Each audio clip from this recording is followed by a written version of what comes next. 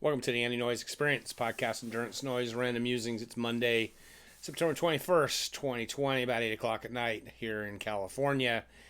Watching the Saints versus the Las Vegas Raiders now. Man, they just can't make up their mind where they're going to be. I guess Las Vegas is their new home. Tonight I want to talk about an article that appeared in Outside Magazine called Three Secrets to Performing at Your Highest Level. And it's one thing to reach the top of the mountain. It's another thing to stay there for a long time through good weather and bad. Serena Williams, Tom Brady, LeBron James are just notable examples of people who have gone there and stayed there up on the top.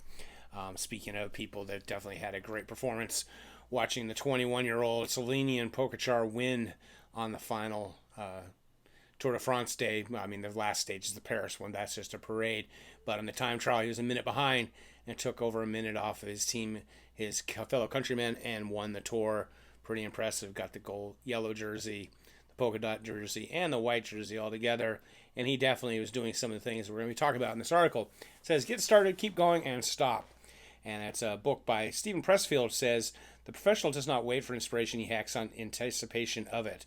Peak performance is actually a continuous practice, or as he writes, it is dedicated daily exercise of commitment, will, and focus, intention. And, whether you're, a Tour de France winner or just someone who wants to get out and get in shape, maybe do a 5K or do a mud run or whatever you're planning on doing, there's a right way to go about it, and why not do it so that, you have some success. And it's just, basically this is talking about, like I've often talked about, my saying, stay healthy, be boring, not epic. It's just about day in, day out, getting out there and doing it. It just says, it says, while it can be helpful to design your environment and develop routines and encourage your best work, nothing matters if you don't show up. Unfortunately, there is no elaborate program that will help you show up. No special tea, potions, or pill. You just have to do it day in, day out. A common misconception is that you need to be in a good mood or feel motivated to get going. But it turns out that in many cases, the opposite is true. Mood follows action. So yeah, most mornings, like this morning, I get up and then I go and say to Blanca, I say, Alexa, time. And then I say, Alexa, weather. Alexa probably will start talking now. And that's my cue for Blanca to get up. She went out, did her miles, and then afterwards she says, yeah, I'm glad I got out there. So, sometimes it's just getting out and doing it. So, as they say here in Nike, used to say, just do it. Rich Roll, an endurance athlete and podcast host, says emotions come and go. Sometimes it's not best not to fight a down feeling, to just accept it. He says, if I'm in a rut, I force myself to move my body even only a little bit. This helps shift my perspective and reset my operating system. And more often than not, the sun starts shining again. And that's a thing. Don't just hit the alarm and roll back over and go to sleep and say you're going to do it tomorrow. Just get out and do it. And so they're basically what Roll is talking about is behavioral activation. Our brain loves to protect us from anxiety, fear, and failure. Could have fooled me. So it sends strong emotional signals telling us to stay in place. The best way to change these feelings is often to simply start acting. The ability to overcome resistance, self-sabotage, self-doubt is way more important than talent. And that is definitely true. I often say, there's the famous book called Born to Run. And yeah, humans are born to run, but we're also born to be lazy. And, like this is basically saying, stay in place. Nothing can happen to you if you stay in the cave or stay up in the trees. And, know how to keep going. Research shows that being part of a community bolsters motivation and creates a sense of accountability. When you fall, others are there to pick you up. And this is definitely why I started the Bigger Distance Project back in 2009, because as a coach, I ran in high school and college. I knew how valuable a team was and teammates. And then when I coached high school, I, obviously knew that too. And, fatigue, boredom, and fear of failure are all common obstacles, but it's easier to work through them when you're not by yourself. And so have a team, get somebody together. There was a great little video that I just reposted on Instagram by Kirby, who is a frontier hurdler, and she had a great little how to get up in the morning, set up your morning routine. Set out your clothes, set out everything you need. Make sure you go to bed on time, get your rest and sleep, and also have, like she said, have a community here in Bakersfield. If you're in the town, definitely we have the Baker's Resistance Project. I just got home from that. Monday through Thursday, 6 p.m., or go on the internet and find a running group or a hiking group or whatever you're into.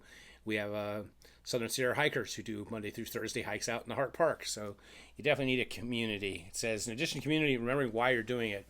Studies show that individuals with a strong sense of purpose are less likely to burn out. Purpose and community work hand in hand. Lots of us derive meaning from our community, and when our sense of purpose is wavering, our community is there to support and hold us up.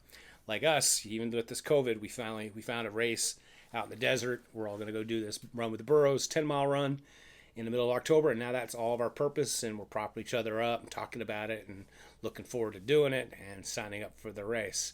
Of course, with all this motivation, getting out, doing it, getting your routine, just doing that, you do need to know how to stop. And that's kind of the part where I say stay healthy, be boring, not epic. You know, often people say it's important to remember the path toward any long-term goal requires periods of stress and rest.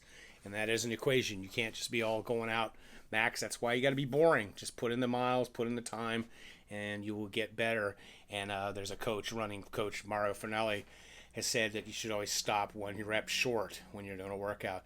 You know, and like it's kind of the opposite of what you see so much in the media and everything. Like going for it, being epic and killing yourself and laying down in a puddle of sweat and agony and stuff. And it's like, no, that whole epic stuff is for the birds. You can't keep that up, and you're going to get injured. And if you want a long career or you want to be successful in doing what you're doing, that's the goal. A common piece of writing advice is to stop one sentence short so you can pick up the rhythm the next day. So it even applies, to many things. When things are going really good, don't push it. I often say, in races, if you're feeling good, don't worry, you won't later. But also, don't push it when you're feeling good. Save that mental energy and the physical energy when things are going bad, because sure, you might pick up a few seconds a mile when you're feeling good, but you much rather save it so you can save minutes a mile when things kind of fall apart. And they often fall apart. I was following a race this weekend, and there was a number of athletes who were really, really fast, and they went from doing their 8-minute miles to 17, 18, 19-minute miles because things go sideways. So your best bet is to treat your own performance path like an experiment, paying close attention to your body and mind and adjusting as you go.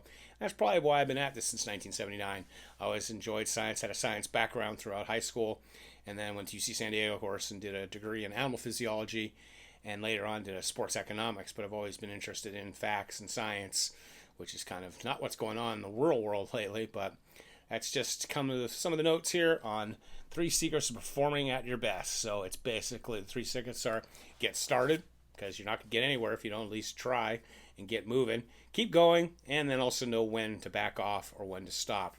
So, as always, stay healthy, be boring, not epic.